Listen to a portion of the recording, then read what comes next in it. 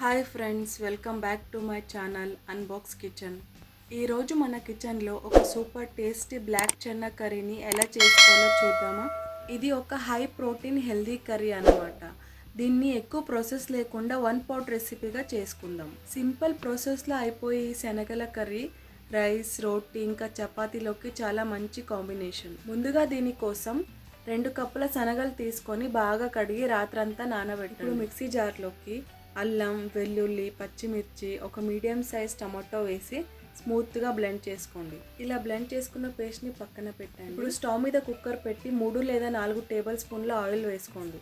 తర్వాత అందులోకి 1 tea spoon జీలకర్ర, 2-3 యాలకులు, 3-4 లవంగ మొగ్గలు, ఒక బిర్యానీ ఆకు, క్రష్ చేసుకున్న కొంచెం కసూరి మేతి కూడా వేసుకొని బాగా వేయించుకోండి. ఇవి కొంచెం వేగాక అందులోకి సన్నగా కట్ చేసుకున్న ఆనియన్స్ వేసి అవి కూడా కొంచెం ఫ్రై చేసుకోండి. తర్వాత మనం ముందుగా గ్రైండ్ చేసి పెట్టుకున్న టమాటో పేస్ట్ కూడా వేసి పచ్చివాసన పోయేదాకా బాగా ఫ్రై చేసుకోండి. ఇప్పుడు అందులోకి పసుపు, రుచికి సరిపడా ఉప్పు, ఆల్రెడీ పచ్చిమిర్చి వేసాం కాబట్టి మీ స్పైసీనెస్కి తగినట్టు కారం వేసుకోండి. అలాగే 1 టీ స్పూన్ ధనియాల పొడి, 1/2 టీ స్పూన్ జీలకర్ర పొడి, ఇంకా 1/2 టీ స్పూన్ గరం మసాలా వేసి ఈ మసాలాలని బాగా వేయించుకోండి. ఇలా మసాలాలన్నీ బాగా వేగాక ఆయిల్ అనేది సపరేట్ అవుతుంది. ఇప్పుడు అందులోకి రాత్రంతా నానబెట్టుకున్న 2 కప్పుల శనగలు వేసి బాగా కలుపుకోండి.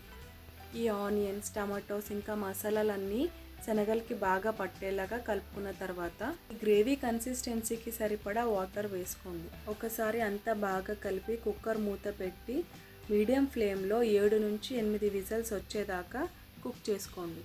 తర్వాత విజిల్స్లో గాలి అంతా పోయాక కుక్కర్ మూత తీసి కొంచెం కొత్తిమీర వేసి బాగా కలుపుకోండి. ఒకవేళ మీకు గ్రేవీ ఎక్కువగా ఉంది అని అనిపిస్తే ఇంకో విజిల్ వచ్చేదాకా ఉడకనివ్వండి. అంతే, సూపర్ టేస్టీగా ఉండే బ్లాక్ చెన్నా కర్రీ రెడీ. ఈ బ్లాక్ చెన్నా కర్రీ చపాతీలోకి బెస్ట్ కాంబినేషన్. మరి మీరు కూడా తప్పకుండా ఈ కర్రీని ట్రై చేయండి.